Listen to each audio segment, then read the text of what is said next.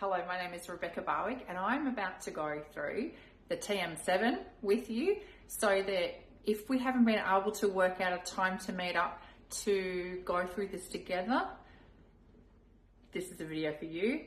Or if I have met up with you already and you want to go through it again just to be sure that you learned everything when we were together, this is also a video for you. So TM7, you'll have it set up on your bench just like mine in the background. We're going to go through all of the components and then I'll get in a bit closer so that you can see it. So for starters, this is what's called your housing, okay, and we'll go through this in a minute, and it's great because you can just wipe it over. I use a product called Co, but I just spray it on and wipe it over. It's beautiful and clean and sparkly, much easier to clean than our previous TM65 and 31s. So this is our bowl, blade and lid set. It's a bit different, isn't it? So now we've got this lovely insulated bowl, which keeps the food warm as well when we get to the end of our cook. But it also means that when we lift it off of the Thermomix base, we can hold it with two hands now, which is good. So let's have a look inside. We've got a blade with 4 different arms that's sitting at different levels. Let's see what it looks like to pull it apart, because historically with the old TM65 and 31, it was a little bit trickier. So I'm going to zoom in and you can have a look at how I pull this apart. So on the side, you'll see we've got a little lever here now. So we can just move that across and we can remove the blade safely and also remove the bowl. Now your bowl and your blade can go into the dishwasher. I recommend when you put it in the dishwasher that you do this. Then you know where your blade is, and also doesn't get the direct heat of the water coming up in your dishwasher. But I tend to mainly use the pre-clean mode, which we'll have a quick look at in a moment, but I'm just going to pop it back together. And now it's safe to lift up and use again, which is great. We've also got the lid with the lid cap now. So you cook with the lid on and the lid cap on most of the time. Sometimes with the TM7, you can actually take the lid off while it's cooking, which is really nice. Let's put the bowl on the base. It simply sits on like that.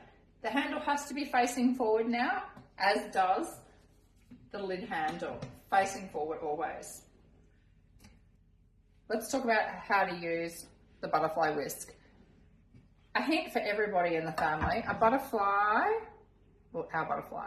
whisk has 4 wings, okay? So when we place it inside, we're going to point the blade that's pointing upwards. Let's just say we move this to the blade that's pointing upwards to midnight, and I put this in at 10 to midnight. So that's just a little reminder of how to pop it in. The reason I mentioned the 4 wings is that when we're using the butterfly whisk and our Thermomix, it's very important that we never go up past speed 4. If you're using guided cooking, it won't let you go past speed 4. This is our mini simmering basket or steaming basket, and it sits nice and neatly inside our bowl. If you are steaming something in this, it'll be really, really hot at the end of the cook. So we use the back of our spatula to get it out. Holding it like this, pull it up. Then when we put it on the bench or wherever we're taking it to, we can use the tip to actually open it. We've got to remember, it's really, really hot when you take it out. Now, speaking of the spatula, it's a little bit different too to our last one, but use it in a clockwise direction to scrape your food. This means it's hitting the back or the dull side of the blade so that you're not going to break it down quite as quickly. There's also a little resting point here, so when I sit it on the bench, you can see that the tip and the long side of the spatula isn't hitting the bench at all, so you're not going to contaminate food. Let's put the Thermomix bowl on the base. Again, facing the handle forward, lid goes on top. If we're going to go through the Varoma now, we need to take the lid cap off, so we can take that off and set it aside. And let's have a look at the Varoma. So this is our Varoma. It's a large steaming dish. So large dish with holes, a large tray, and then the lid, and that sits on top. And this goes on your Thermomix bowl. So anything that's heating and cooking in there will send naturally up steam, send up steam. It will cook anything that's in this dish and then in the tray. So if I'm using all of the components, we might have a curry in here, we might have some rice or some potatoes sitting inside here. Lid on. We might have some protein of some kind in here and maybe even some vegetables in the tray.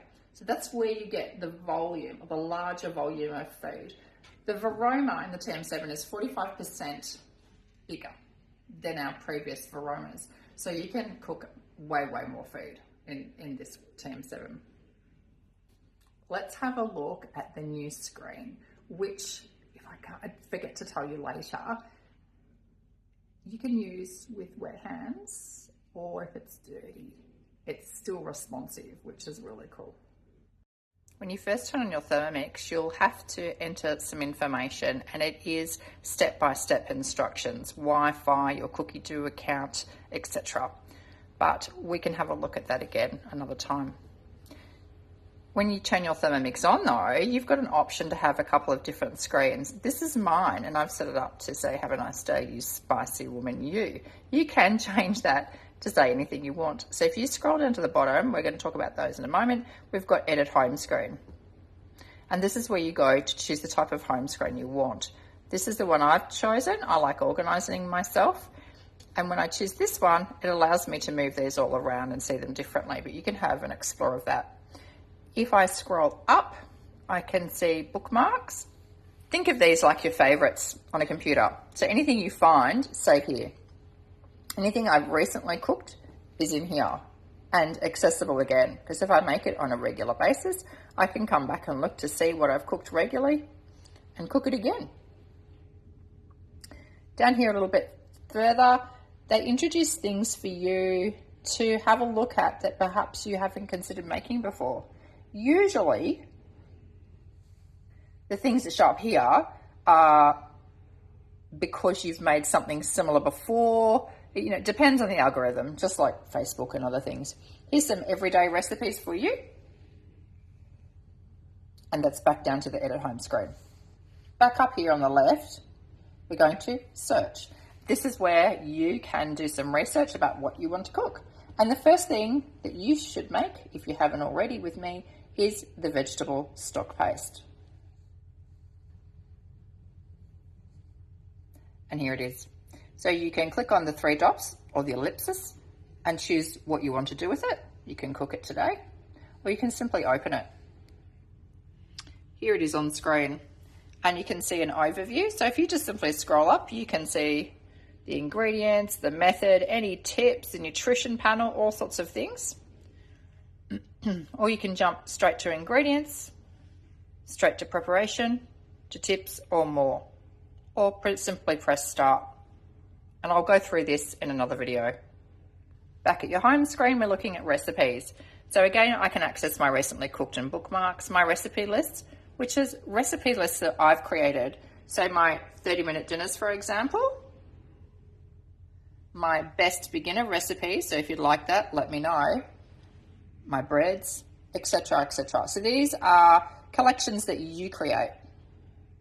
Up here are the collections that Thermomix provide. So think of, I want to cook Asian food, you can type in the word Asia, and it comes up with a number of different cookbooks and some different ideas that perhaps you hadn't thought of before. And we've also got created recipes. Now these are recipes that I've created and I've brought through, or that I've found someone else has created in the recipe community and brought through. There's my great auntie Mona's ginger biscuits. So have a play with recipes. Cooking Center. So this is this one here. These are all your manual cooking options that you can choose to do. For example, on the other Thermomixes that we had time, temperature, speed, forward and backwards. So notice with that arrow, it says that the reverse is enabled. That's important to know if you're going to do manual cooking. When you're doing guided cooking, it does it for you. Over here we have our scales, and we can weigh anything on top.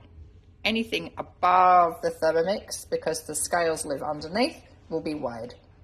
When you open any of these modes, let's open egg boiler because I find that fun. You've got show tips up here. So up the top on the right, you can hide the tips, show the tips, read the preparation, how to use the mode, or any other tips on how the particular mode is explained. I should point out at this time too that the Thermomix TM7 has a built-in glider board, so you can pick it up and slide it. So the foot at the very, very back is a glider. The 2 feet at the front is what keeps it stationary. I want to point out a couple of modes here. So dough mode in particular, that's our kneading mode. When we use this mode, you need to be present. So think kneading, I need to be present, because the Thermomix will move a little bit.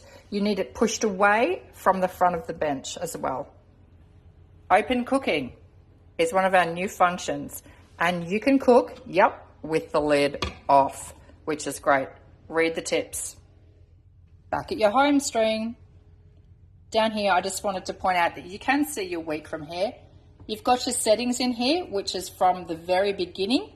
You can change your display, your font, and also there's some tutorials in here. This is where you change your profile details. I recommend you have a little play with all of this area. But most of all, now that you've got your Thermomix, go and have fun with it and reach out anytime, text, phone, email, however, and I'll be able to help you.